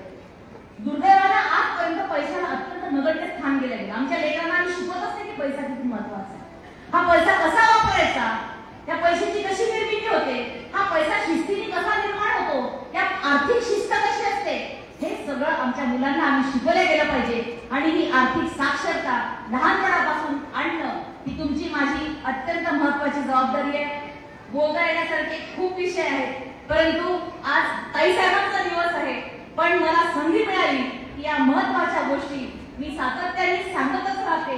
निश्चितच आज वक्त्यांनी सांगितलं की जिथे तिथे स्त्रीत्वाचा सन्मान होतो, तिथे तिथे परमेश्वर स्थान देतो. यत्र राजस्तु पूजन्ते रमन्ते तत्र देवता, परंतु दुर्दैवानं तीच संस्कृती सांगते न स्त्री स्वातंत्र्य अर्हती, स्त्री काही स्वातंत्र्य देण्याची लायकीची नाही, असं तीच संस्कृती आम्हाला सांगून देते. हे कितीही असतं तरी शेवटी तुम्ही आम्ही आपण सगळेजण या संस्कृतीचे, या समाजाचे सृजक आहोत. तुमची माझी जबाबदारी यांच्यापेक्षा थोडी अधिकची जास्त असते. त्याच्यामुळे कुटुंब, आपली लेकरं, आपलं घर, आपले सासू सासरे, ही सगळी जबाबदारी सांभाळत तुम्हाला मला हे सगळे संस्कार करणं, सक्षमतेने पुढे येणं अत्यंत गरजेचं आहे. हे सगळं आपण अत्यंत ताकदीने कराल याची मला 100% खात्री आहे. माझा सन्मान सत्कार करताना आपण सगळ्यांनी चाफ्याचा सुंदर हार केला, तो चाफ्याचा हार तुम्ही इकडे नेला तर कृपया मला वापरून द्या. त्याचं कारण तो चाफा हे फुल असं आहे जे सुकल्यावर दरवळत राहतं. त्याच्यामुळे तुम्ही या ठिकाणी जो चाफ्याचा हार दिला तो कायम माझा शेवटचा श्वास असेपर्यंत माझ्या श्वासात दरवळत राहील, हे मी आवर्जून तुम्हाला या ठिकाणी सांगते. अत्यंत सुंदर सन्मान सत्कार केला. ताईंना जेव्हा 70 दिव्यांनी ओवाळल्या जात होतं ना, तेव्हा तुमच्याकडे त्यांची पाठ होती, पण मी तेव्हा सगळ्यांचे चेहरे बघत होते, त्या प्रत्येकीच्या डोळ्यात पाणी होतं. ताई प्रत्येकीच्या डोळ्यात पाणी होतं. हे सहज नाही होत, हे कौतुक होणं, प्रत्येक मुलांच्या पायघड्या पडणं हे सहज होत नाही, यासाठी तपस्या लागते. आज या तपस्वीचा या ठिकाणी सन्मान सत्कार झाला. खरं म्हणजे पायावरती डोकं ठेवून नमस्कार केले त्या सगळ्या महिलांनी. असे डोकं ठेवून नमस्कार करण्यासारखे पाय आता दुर्दैवाने नाहीच होत चालले, असे अनेक पाय समाजात निर्माण होत राहावे अशीच मी आज या ठिकाणी प्रार्थना व्यक्त करते. आणि आज ताईंना एकच या ठिकाणी शुभेच्छा देताना म्हणते की माझ्या मधल्या अंधाराचे पतन व्हायला हवे. ताई तुमच्यासाठी आहे, माझ्या मधल्या अंधाराचे पतन व्हायला हवे, या देहाच्या कणाकणाचे नयन व्हायला हवे. जसा काजवा स्वयंप्रकाशी तसेच तुमचे व्हावे, जसा काजवा स्वयंप्रकाशी तसेच तुमचे व्हावे, या देहाचा सागर अथवा गगन व्हायला हवे. 100% तुमचं कार्यकर्तृत्व सागराच्या खोलीचं आणि गगनाच्या उंचीचं होईल याची 100% मी या ठिकाणी खात्री बाळगते. आपण अत्यंत सुंदर सन्मान सत्कार केला. हा देखणा सोहळा बघण्याचं भाग्य मला आपल्या निमंत्रणामुळे लागलं, त्यासाठी मी मनापासून तुम्हा सगळ्यांचे आभार मानत नाही. कारण शेवटी आभार परक्यांचे मानतात. तुम्ही दोघे माझ्याजवळ बसल्यात ना, मला माझ्या आईबाबांची आठवण आली. पितृतुल्य मातृतुल्य असं तुमच्या बाजूला जेव्हा बसली तेव्हा एका लेकीला एक माहेरी ठिकाणी भेटलं. त्याच्यामुळे त्या माहेरच्या लेकीच्या हक्काने तुम्हा दोघांचं, तुम्हा संपूर्ण सोळंकी परिवाराचं आणि या सगळ्या कार्यक्रम आयोजन कमिटीचं मी मनापासून प्रेमाचं ऋण मात्र या ठिकाणी व्यक्त करते. आणि पुनश्च एकदा कुठल्याही प्रसंगी कुठल्याही कार्यक्रमाच्या निमित्तानं जेव्हा केव्हा आपण सगळेजण या ठिकाणी बोलवाल तेव्हा हक्काने आपल्यापर्यंत येईल हा तुम्हा सगळ्यांना शब्द देते. कारण शेवटी 4 ओळी एकच सांगते, हे बंध रेशमाचे ठेवी जपून जीवा. एक सुंदर नातं तुम्हा माझ्या सगळ्यांमध्ये बांधलं गेलं आहे. हे बंध रेशमाचे ठेवी जपून जीवा, धागा अतुट हाची प्राणात गुंतवावा, बळ हेच दुर्बळांना देतील पराक्रमाचे, तुटतील ना कधीही हे बंध रेशमाचे. मनापासून खूप खूप शुभेच्छा. धन्यवाद. जय हिंद, जय महाराष्ट्र. सर्वांनी आर्थिक साक्षर व्हावं आणि छत्रपती संभाजी महाराजांचा वारसा चालवणं असं आदरणीय दादांच्या वैद्य दाम्पत्य आहे असं या ठिकाणी नमूद केलं.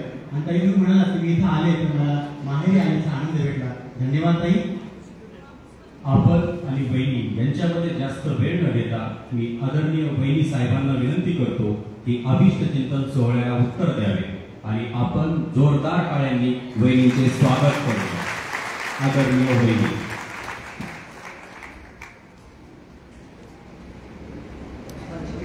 उपस्थित आपल्या प्रमुख पाहुणे अतिशय सुंदर बोलल्या. त्यांच्यानंतर बोलायचं म्हणजे मला प्रश्न पडलाय काय बोलायचं. आणि मंचावर उपस्थित सगळे मान्यवर आणि माझ्याबद्दल खूप सुंदर सगळे बोलले. म्हणजे सगळ्यांचे आभार मला मानायचे. खूप खूप छान बोलले. त्या दादांचा मी सांगायचे. आज हा कार्यक्रम अतिशय सुंदर कार्यक्रम केलाय. माझी अपेक्षा नव्हती की एवढा मोठा कार्यक्रम होईल म्हणून. आणि आज माजलगावच्या 25 वर्षात पहिल्यांदाच माझा वाढदिवस साजरा केलाय. आणि त्याच्याबद्दल तुमची सगळ्यांची खूप खूप आभार मानायचे मला. आणि अतिशय म्हणजे सगळ्या संस्थांमध्ये एकत्र येऊन त्यांनी इतकं सुंदर काम म्हणजे आजचा हे कार्यक्रम केलेला आहे त्याच्याबद्दल सगळ्यांची खूप मला आभार मानायचे. आणि खूप कौतुक करायचं सगळ्यांचं. खूप मेहनत घेतलेली दिसते सगळ्यांनी. आणि इथे सगळं जे काय व्यवस्था केली आहे आणि त्याच्याबद्दल त्यांची म्हणजे खूप मला अगदी मन भरून आलेलं आहे. आता एवढं सगळं बोलणं झाल्यानंतर मला काय बोलायचा हा प्रश्न पडलेला आहे. पण मला एक जेव्हा कोणीतरी म्हणाला की तुमच्या म्हणजे रक्तातच हे होतं समाजसेवा, तर त्याच्यावर मला एक गोष्ट आठवली. जवळजवळ 30 वर्षापूर्वीची गोष्ट आहे. माझ्याकडे एक बाई कामाला होती आणि दर 2 दिवसांनी ती सांगायची माझा नवरा दारू पिऊन येतो, मला मारतो, हे करतो ते करतो. एक दिवशी रात्री 2 वाजता माझा दादाला ठपकं कोणीतरी बाजवला आणि दादा घरी नसायचे. दादा माझाच बघ असायचे. म्हणून एवढ्या रात्री उशिरा 2 वाजता कोण आला असेल आपल्याकडे. तर ती बाई तिची सगळी मुलं घेऊन माझ्या घरी आली होती आणि सांगायला लागली सगळी तिला माझ्या चेहरा दिसत होते लाल सगळं झालेलं सगळीकडे. मुलांना मानलेला तिला मानलेला. माझं एवढं मला एवढा त्रास झाला की मी तिला म्हणते की तू अजिबात परत तुझ्या नवऱ्याकडे जायचं. तिला दुसऱ्या दिवशी मी माझ्या माहेरी पाठवलं आणि त्या नवऱ्याला कळूच दिलं नाही ती कुठे म्हणून. आणि तेव्हा ती कुठे सुखाने संसार करू शकते. आणि तो बरेच वर्ष तिला शोधत होता. शेवटी मग तिलाच दया आली, तिने सांगितलं त्याला ती कुठे म्हणून, आणि मग तो तर सरळ झाला. पण त्याच्यानंतर म्हणजे अशी परिस्थिती महिलांच्यावर हमेशा येत असते. आणि माझ्या गावामध्ये पण पाहते की सतत दारूच्या व्यसनामुळे, इतर व्यसनांच्यामुळे महिलांना जो त्रास होतो. आणि जेव्हा मी माझ्या गावाला सिंधुदुर्ग शाळा सुरू करण्यासाठी आले, तेव्हा मी पाहिलं की म्हणजे आमच्या शाळेतल्या मावश्या ज्या होत्या, कामाला ज्या होत्या, त्यातल्या 50% मावशांचे नवरे सोडून गेले त्यांना. कुठे गेले ते पण माहिती नव्हतं बऱ्याच महिलांना. काही एड्सने गेले होते, काही वेगवेगळ्या कारणाने गेले होते. तेव्हा म्हणून मला मीनाताईंनी ऍक्च्युली मला हे केलं की आपण बचत गट करूयात. आणि आज जे काही समाजकार्य माझं आहे ते त्याची आज माझ्या प्रेरणास्थान म्हणजे मीनाताई आहेत.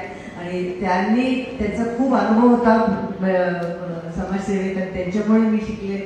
आणि जे काही एक एक गोष्ट आम्ही करत गेलो ते त्यांच्यामुळे झालेलं आहे. त्याच्याबद्दल त्यांचे तर असा हा माझा प्रवास सुरू झाला. शाळा सुरू करायची म्हणून माझा कल आले. आणि ज्या महिला दिसल्या, अडचणी दिसल्या, महिलांच्या मुलांच्या अडचणी दिसल्या, वडील नसणारे परिवार होते, त्यांचे कसं शिक्षण होणार. मला ते विचार करूनच त्रास व्हायचा की एकटी आई कमवून किती कमवणार. त्या काळात तर रोजगार फक्त 25 रुपये, काहीच रोजगार खूप कमी होता त्या काळात. आणि त्या एकट्या बाईच्या कमाईवरती मुलाचं शिक्षण कसं होणार, मुलीचं शिक्षण कसं होणार.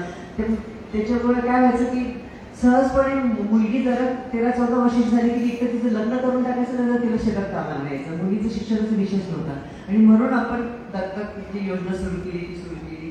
आणि या संपूर्ण माझ्या प्रवासात मला दादांचा खूप खंबीरपणे पाठिंबा होता, म्हणून हे शक्य झालं.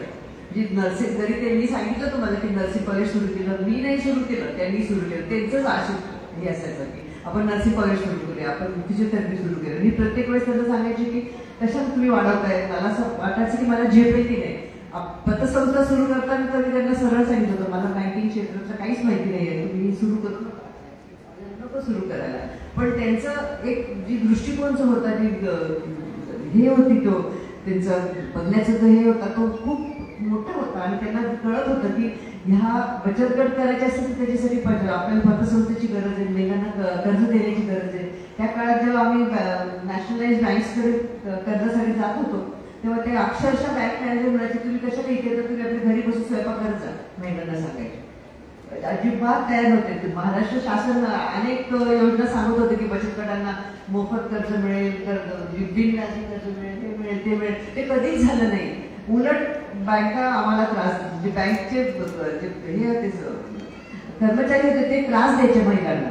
शेवटी लीड बँक मॅनेजरशी बोलून आम्ही असं एक ठरवलं की आठवड्यातला एक दिवस बचत गटांना दिला पाहिजे. त्या दिवशी बचत गटाच्या महिलांना सगळं त्यांची कामं ऐकली पाहिजे आणि त्यांची कामं केली पाहिजे. तर अशा प्रकारे जेव्हा बचत गट सुरू केले, त्यांनी सांगितलं की मी जेव्हा एखाद्या गावात जायचे तर तास 2-2 तास मला बसावं लागायचं. आणि ते कुठल्या तरी पहिले एका कार्यकर्त्याचं मला दादाला नंबर द्यायचे की ह्या माणसाला भेट. मग त्या कार्यकर्त्याला सांगायचं, तो बिचारा परेशान, त्याला बोलव तिला बोलव. जसं ह्यांनी सांगितलं स्वतःची बायको पण असायची, बाकीच्याच बायकांना गोळा करत फिरायचे, पण स्वतःची बायको घरीच बसलेली असायची. म्हणजे ही कल्पना की आपल्या घरातल्या बाईने उंबरटा ओलांडून दुसरी कुठेतरी मिटिंगला जायचं ही पचतच नव्हती कुठे. त्यांना त्यांना वाटायचं की मीटिंग म्हणजे फक्त पुरुषांचं आहे, महिलांची कशाची मीटिंग, तुम्ही काय, तुम्हाला काय. आणि एकच गोष्ट कायम बिंबवलेली महिलांची, तुम्हाला अक्कल नाहीये, तुम्हाला काही समजत नाहीये. आणि बघायला जर गेलो आपण, प्रत्येक घरातली प्रत्येक गोष्ट महिलेकडनंच व्हायची. घरातलं स्वयंपाक पाणी म्हणा, मुलांचं शिक्षण म्हणा, मुलांचा आजारपण असेल, जे काही असेल ते महिलाच करायची. आणि तरी सुद्धा तिला असं सांगायचं की तुला काय अक्कल नाही, तुला काही समजत नाही. आणि हे बदलण्याचा प्रयत्न केला. मी महिलांना सांगायला लागले की तुम्ही अतिशय हुशार आहात, तुम्ही काहीही करू शकता. तुम्हाला आजपर्यंत संधी नाही मिळाली, पण तुम्ही काहीही करू शकता, सहजपणे करू शकता. आणि हे बिंबवायला मला बरेच वर्ष लागले. आज जेव्हा मी एखाद्या गावात जाते तर माझ्या अगोदर 50 महिला बसलेल्या असतात माझ्या वाटतं. आता वहिनी येणार तर आपण सगळ्यांनी म्हणजे कामं स्वयंपाक, मी त्यांना सांगते स्वयंपाक तर रोजच करतात, एक दिवस जरा उशीर जीव दे नवऱ्याला उशीर, काही होत नाही. दादांना कार्यकर्ते येऊन तक्रारी करायची, आहोत तुम्ही तुमची बायको आमच्या महिलांना जास्त हुशार करायला लागेल, आम्हाला त्रास व्हायला लागेल. पण मी त्यांना हे पण सांगायचे की पाणी भरायचं काम तुमचं नाहीये, नवऱ्यांनी भरलं पाहिजे पाणी, तुम्ही का भरायचं पाणी. प्रत्येक घरातले काम, घर तुमचं आहे, पाणी तुम्हाला असं लागतंय, पुरुषांनी का नाही भरावं पाणी. थोडी कुठेतरी मदत करावी ना महिलेला. तसं काही नाही, पुरुषांचं काम काय, नको आता जास्त बोलायला, पुरुषांची संख्या जास्त आहे. हातात सकाळी कडक रुमाल द्यायचा आणि मग आमदाराच्या मागे इकडे तिकडे फिरायचं पुरुषांना, बाकी काही नाही. आणि महिला बिचारी सकाळपासून संध्याकाळपर्यंत काम करत असते. पण ह्या सगळ्या गोष्टी कुठेतरी बदलतात तर नाही थोडे सहजपणे, पण त्याच्यात थोडंसं परिवर्तन करण्याचा प्रयत्न बचत गटाच्या माध्यमातून केला आम्ही. आणि मला आज कौतुक वाटतं माझ्या महिलांचं की त्या खूप सक्षम झाल्या. त्यांना बँकेचे व्यवहार समजायला लागले, बँकेचं खातं कसं चालवायचं, पैशाचं काय करायला पाहिजे, कसे वापरायला पाहिजे पैसे, हे सगळं करायला लागले. म्हणजे आमच्याकडे तर अजूनपर्यंत ह्या बँकेचं कर्ज त्या बँकेला गटाला तसं ऐकलेलं नाही जास्त, थोडंफार होत असेल ते सुद्धा, पण बऱ्यापैकी व्यवस्थित गट चालवतात महिला. आणि दुसरा माझा म्हणजे शिक्षण क्षेत्र जे आपण आम्ही सुरू केलं की माझं वाटतं लोकांना वाटतं की वहिनी इंग्लिशमध्ये म्हणजे वहिनी इंग्लिश शाळा सुरू करू शकते, तेवढं तेवढेच फक्त गोष्टीची गरज नसते. आम्ही जेव्हा शाळा सुरू करायचं म्हटलं तर दादांचं म्हणजे कुठलीही गोष्ट करायची म्हणजे अभ्यासपूर्वक करायची. तर त्यांनी पुण्यातली एक कन्सल्टन्सी जी शिक्षण संस्था होती त्यांच्याकडे जाऊन आम्ही भेटलो. त्यांना सांगितलं तुम्ही आम्हाला सांगा कसं करायचं, आणि त्यांच्या माध्यमातून त्यांची कन्सल्टन्सी घेऊन म्हणजे आम्ही 23 वर्षापूर्वी त्यांची कन्सल्टन्सी घेतली. त्या काळात आम्ही त्यांना 4-4.5 लाख 3 वर्षाचे दिले होते त्या काळात. आणि त्यांनी संपूर्ण माझ्या शिक्षकांचं प्रशिक्षण, शिक्षकांची इंटरव्ह्यूज पासून सगळं त्यांनी केलं. शाळेचं बांधकामाचं सुद्धा की कसं झालं पाहिजे, कसा फ्लो असला पाहिजे, क्लासरूम कुठे पाहिजे, ऑफिस कुठे पाहिजे, हे इथपर्यंत सगळं त्यांनी मला मदत केली. आणि आम्ही ती शाळा म्हणून आज जी शाळा एक मजबूत त्याचा पाया जो आहे ते अतिशय मजबूत होता. ते लोकीचं जसं आजकाल कोणीही उत्तर इंग्लिश स्कूल सुरू करतं, त्यांना त्याच्यात काहीच अर्थ नाही, कुठलं प्रशिक्षण नाही, काही नाही. ज्या शिक्षक येतात त्यांना इंग्लिश सुद्धा बोलता येत नाही व्यवस्थित, तरी सुद्धा इंग्लिश शाळा सुरू होतात. आणि आम्ही जेव्हा शाळा सुरू केली तेव्हा प्रचंड अभ्यास करून प्रशिक्षण करून आजपर्यंत ती प्रशिक्षण चालू आहे.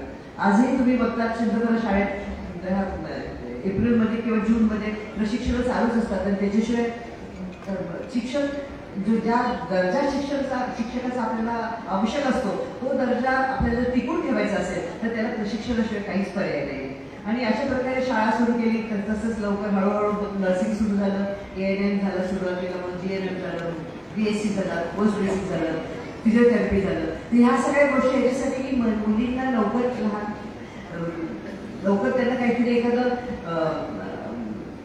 शिक्षण मिळालं पाहिजे ज्याच्या माध्यमातून त्यांना चांगली नोकरी मिळू शकेल आणि त्या स्वतःच्या पायावर उभं राहू शकतात. कारण हे खूप महत्वाचं होतं. जोपर्यंत आणि आपल्याकडे आजही आपल्या भागात लक्षात येत नाही लोकांना की मुलींची लग्न लवकर नाही झाली पाहिजे. कारण माझ्याकडे अशा बरीच मुली येतात की 10वी झाली की लगेच लग्न होतं आणि 11वीत मुलगी परत येते का तर नवरा मारतो, नवरा दारू पितो, नवरा असं करतो तसं करतो, आणि मग ती काय करू शकत नाही, काहीच करू शकत नाही. फक्त 10वीचं शिक्षण झाल्यानंतर काय करणार ती मुलगी, काही स्वतःच्या पायावर उभं राहून काही करू शकत नाही. अतिशय तिची केळीवारी परिस्थिती असते. आणि ही अशा गोष्टी टाळण्यासाठी आपल्याला मुलींना स्वतःच्या म्हणजे त्यांना स्वतःच्या पायावर उभं राहून स्वतःचा सांभाळ करता आला पाहिजे. जर एखादं मूल बाळ झालं तर त्याचा सुद्धा व्यवस्थित सांभाळ करता आला पाहिजे. याच्यासाठी चांगल्या प्रकारचे शिक्षण म्हणजे नर्सिंग असेल किंवा फिजिओथेरपी असेल कुठलीही शिक्षण म्हणजे अशी शिक्षण जर घेतली मुलामुलींनी तर त्यांना चांगल्या प्रकारे हे करू शकतो. तर अशा ह्या सगळ्या वेगवेगळ्या कारणांमुळे हळूहळू जो खूप सुरुवातीला काहीच नव्हतं, जे फक्त शाळा होती, बचत गट सुरू झाले, एक एक सगळं सुरू झालं. आणि अशातून आजही मी जेव्हा पाहते की काहीतरी नवीन एखादं येत होतं. आता सध्या आम्ही जे किशोरवयीन मुलं मुली असतात, आता हल्लीच्या आपण जगात पेपर पडलं की रोज काहीतरी अत्याचारच असतात, मुलींच्यावर बलात्कार असतं, हे असतं ते असतं. तर त्याच्यासाठी लहान वयातच मुलींना ह्या सगळ्या गोष्टींची माहिती मिळाली पाहिजे. तर किशोरवयीन मुलींसाठी आम्ही वर्कशॉप करतो. तर ते शाळेचं जिल्हा परिषद शाळा असेल, संस्थेची शाळा असेल तर नीलाताई आम्ही ह्या बाबतीत खूप पुढे असतात. त्यांना लगेच काहीतरी नवीन सुचतं की त्याच्याप्रमाणे आम्ही करायला लागतो. आणि जी काळाची गरज असेल त्याच्याप्रमाणे आपल्याला थोडंसं बदलावं लागतं आणि गोष्टी कराव्या लागतात. मध्यंतरी एड्सचं खूप प्रमाण वाढलं होतं तर मी एड्सचे वर्कशॉप्स केले, 4 ठिकाणी केले आमच्या संपूर्ण मतदारसंघात. तर त्यावेळेस दादा मला म्हणाले हा काय विषय तू निवडला, एड्स कुठेही म्हणजे लोक या विषयावर बोलत पण नव्हते खुलेपणाने. पण त्याच्यामुळे आज ज्या काही महिला त्यांना HIV पॉझिटिव्ह आहेत त्या माझ्यापर्यंत येतात आणि त्यांच्या मदतीसाठी येतात आणि त्यांना आम्ही मदत करतो. तर असे हे वेगळे जे समाजात जे काही वेगवेगळे येतात त्याच्यासाठी कुठेतरी एक पर्याय शोधायचा, काहीतरी त्याच्यात मार्ग काढायचा. पण एका गोष्टीसाठी मार्ग काही मिळालेला नाहीये तो म्हणजे दारूचं व्यसन. त्याच्यासाठी मला वाटतं पुरुषांनीच मदत करायला पाहिजे. दारू बंदी कशी करता येईल याच्यासाठी मला सगळ्यात इथे माझे जे सगळे बंधू बसलेले त्यांना मला विनंती करायची तुम्ही मला मदत करा. म्हणजे ही जी सगळ्यात मोठी कीड जी आहे संसारात महिलेच्या ती एकदा दूर झाली तर दोघं नवरा बायकोनी जर एक कष्ट केले, व्यवस्थित कमवलं, पैसे कुठे इकडे तिकडे गेले नाहीत तर निश्चितच बिलकुल गरिबी दूर होऊन जाईल आणि सगळे सुख समाधानाने राहू शकतील. तर अशा खूप काही गोष्टी करायच्या. बघू आता जोपर्यंत त्राण आहे तोपर्यंत करत नाही वेगवेगळ्या गोष्टी. आणि पुन्हा एकदा मला सगळ्यांचे आभार मानायचे. सगळ्यांना भूक लागलेल्या असतील, सगळ्यांना जेवायचंय, मी जास्त वेळ बोलणार नाही आता. आणि पुन्हा एकदा मला माझ्या सगळ्या संस्था ज्या आहेत त्यांना त्यांचे आभार मानायचे. मंचावर बसलेले जे सगळे माझे आहेत बंधू त्यांनी सुद्धा माझ्याबद्दल एवढं छान बोललं. म्हणजे ते जसं कोणीतरी सांगितलं की जितका पाठिंबा दादांना मिळत नाही तितकं मला मिळतं. कारण मी राजकारणात नाही त्याच्यामुळे माझ्याबद्दल चांगलं बोलतो जास्त. तर म्हणजे आज मी कधी माझं समाजसेवा करताना पक्ष जात पात कधीच नाही पाहिजे. म्हणजे आता ही बाई आपल्या पक्षातली नाही मग हिला मदत करायची नाही किंवा ही दत्तक घेतली नाही पाहिजे असं कधीच नव्हतं. मला ती महिला एक अडचणीतली महिला होती तिला मदत करायची बस एवढंच असायचं. त्याच्यामुळे माझ्या म्हणजे जे आमचे इतर पक्षाचे जे नेते आहेत त्यांना सुद्धा माझ्याबद्दल त्यांना माहिती की वहिनीचं कधीच भेदभाव नसतो. त्याच्यामुळे ते आज 2 शब्द माझ्याबद्दल चांगले बोलले आणि त्याच्यासाठी खूप मला आभार मानायचे. आणि ताई तुम्ही तर इतक्या सुंदर बोलल्या की मी आजपर्यंत इतकं सुंदर भाषण ऐकलं. खूपच छान बोलला. आणि मला एवढा इतिहासाची माहिती पण नाही आहे, भाषा पण नाही, एवढी विशेष नाही, त्याच्यामुळे मी असं तुमच्यासारखं बोलू शकत नाही. पण तुमचं कौतुक केल्याशिवाय राहत नाही. खूप छान बोलला तुम्ही. आणि आज जो काही कार्यक्रम केला सत्तर दिवे म्हणा ते मान